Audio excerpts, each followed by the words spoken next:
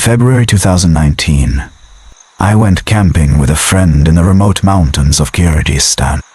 The area was nearly empty, just snow-covered ridges, frozen streams, and pine forests. We pitched a small tent in a sheltered clearing and built a fire, trying to stay warm in temperatures well below freezing. Late that night, I woke to a faint crunching sound in the snow. At first, I thought it was the wind, but it was too rhythmic, deliberate. I whispered to my friend, and we grabbed a flashlight, scanning the surrounding forest. About 20 meters from the tent, I saw something moving in the snow.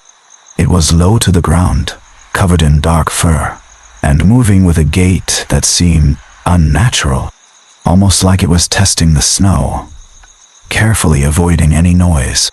Its head was large, eyes reflecting our light like two tiny lanterns. It didn't approach, but it circled the clearing, leaving strange tracks. Half resembled a wolf, half almost human.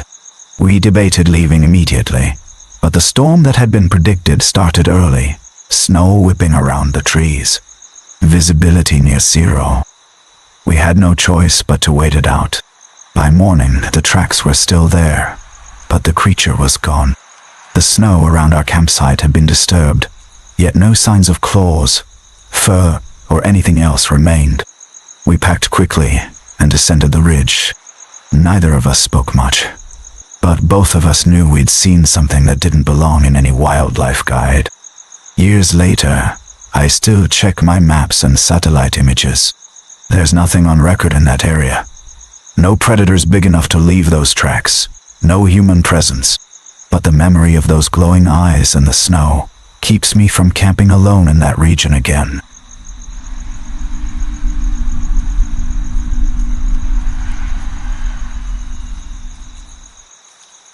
I camped beside a remote alpine lake that wasn't on most maps, just a blue dot I noticed while scanning satellite images. Getting there meant scrambling over boulders and following a creek that vanished underground twice, but by late afternoon I'd reached a quiet shoreline wrapped in tall reeds. The water was still, almost glassy, reflecting the sky like a giant mirror. I pitched my tent near a cluster of smooth stones and started cooking dinner. As the last bit of daylight faded, something strange happened.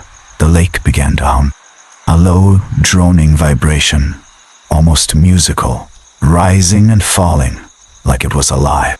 I thought it was wind at first, but the air was dead calm. The surface didn't ripple. Nothing moved.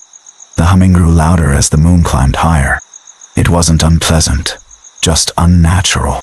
I felt it through the ground and in my ribs, in the back of my teeth. I tried recording it on my phone, but all I got was static. Around midnight, I stepped out of my tent for some air. The humming had stopped. The lake looked like a black sheet of obsidian. Then, slowly, tiny ripples spread from the center, as if something had risen beneath the surface. A pale glow pulsed from under the water. Once, twice. Then something started swimming upward. I backed away, but I couldn't look away.